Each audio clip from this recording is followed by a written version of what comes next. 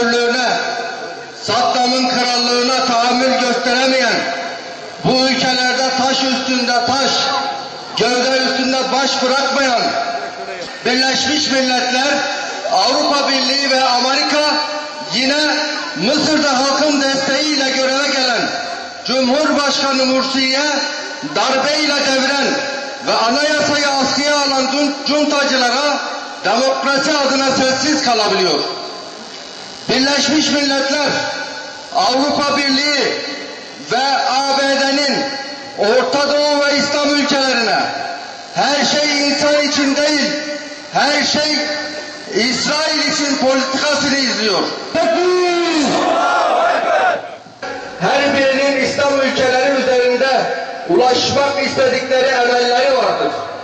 İslam ülkeleri ile ilgilenmeleri, oralara demokrasiyi taşımaları arzularından kaynaklanmıyor. Müslümanların birliği ve beraberliğidir, kardeşliğidir. Bu iki formülden uzaklaştığımız zaman sürece ecnebilere yem olmaktan asla kurtulamayız. Havamız gider, bozulur. Birlik ve beraberliğimiz dağıldığı zaman havamız gider Yüce Rabbimizin ifadesiyle. Çözüm Avrupa'nın kalleşliğinde değil, Müslüman halkların kardeşliğindedir. Çözüm Avrupa'nın kalleşliğinde değil, İslam kardeşliğindedir. Irak'ın işgalinden, Libya'nın dağıtılmasından, Afganistan'ın, Pakistan'ın yaşantısından ve Suriye'nin halinden ders almayan İslam ülkelerinin halkları ve yöneticileri ya silkinip kendilerine gelecekler ya da işgal edilmek için gün sayacaklardır. Bütün Müslümanlar bir binanın tuğlaları gibi, bir bedenin uzuvları gibi bütünleşmedikçe de tek yumruk olmuş küfrün karşısında bir anlam ifade etmeyecektir.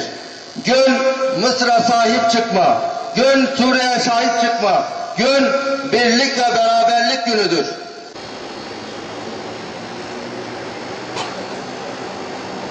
Allahu Ekber. Onların hürmetine bizlere affeyle ya Rabbi. Sen güçlüsün, sen Amerika'dan da güçlüsün, sen Hristiyanlardan da güçlüsün, sen Avrupa Birliği'nden de güçlüsün.